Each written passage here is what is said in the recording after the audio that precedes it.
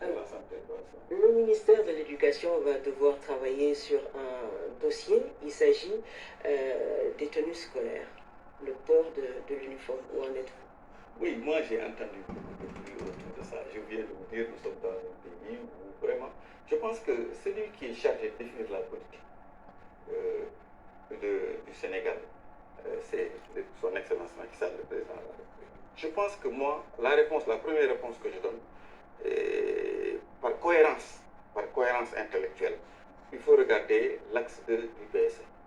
Il faut le lire. Dans l'axe 2 du PSE, où on parle du développement du capital humain, on a vu que le gouvernement s'engage, l'État du Sénégal, à réduire de manière considérable, donc améliorer les conditions de vie des Sénégalais. Mais ce qui m'intéresse surtout, c'est quand on dit qu'il faut une lutte soutenue contre les inégalités sociales. Et je pense que la première inégalité sociale, quand on entre à l'école publique surtout, c'était le lieu où on pouvait être issu de familles modérées ou pauvres et côtoyer quelqu'un qui est issu d'une famille riche. Quand vous voyagez dans la sous-région, ce qui vous frappe, c'est que tout le monde est en tenue. Donc, ça réduit les inégalités sociales. Ça, c'est et c'est cohérent.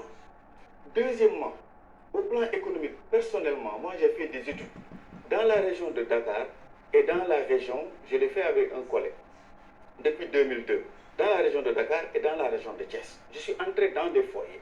C'était pour faire une enquête sur les coûts directs, indirects de la scolarisation des filles. C'est-à-dire quels sont les coûts qui sont supportés par les parents sur les coûts, parce qu'il y a des coûts directs et des coûts indirects. Les coûts directs, c'est les coûts supportés par l'État, la construction des écoles, les équipements, etc.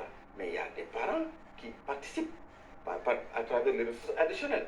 Les enquêtes avaient révélé en 2002 qu'une fille en moyenne coûte à un parent à l'élémentaire 75 000 francs. Et quand l'enquête, ce qui était intéressant dans cette étude-là, c'était de voir l'orientation des postes de dépenses. Et quand nous avons vu l'orientation des postes de dépenses, le problème des parents, c'était l'habillement. Ils négligeaient des postes de dépenses comme les cours à domicile, comme le petit déjeuner, figurez-vous, au plan biologique, ce que ça représente un élève qui arrive en classe et qui n'arrive pas à s'alimenter correctement. Donc nous avions, et à l'époque, je le rappelle, à l'époque, la société civile avait tiré la sonnette d'alarme pour dire en fait que les ressources additionnelles, les parents, les coûts indirects, c'est extrêmement cher. Aujourd'hui, si l'État pense qu'au plan économique, il faut corriger ces inégalités sociales-là, si l'État pense également au plan sécuritaire, parce que quand vous sortez et que vous voyez un enfant en tenue, s'il a des bobos, des biscuits, vous êtes prompt à aller le secourir. Donc au plan de la sécurité, c'est extrêmement important. Maintenant, si au plan diachronique de l'histoire, si nous interrogeons l'histoire, depuis les années 70, nous on était à l'école, on avait des tenues qu'on appelait Soboko, où tout le monde avait les mêmes tenues, on avait 2 à 3 tenues à l'école. Aujourd'hui, si on veut corriger les inégalités sociales, faire en sorte que l'école soit un espace pacifique, où aujourd'hui les élèves issus de différentes communautés peuvent se côtoyer et que seul ce qui prévaut, c'est l'apprentissage, c'est la connaissance.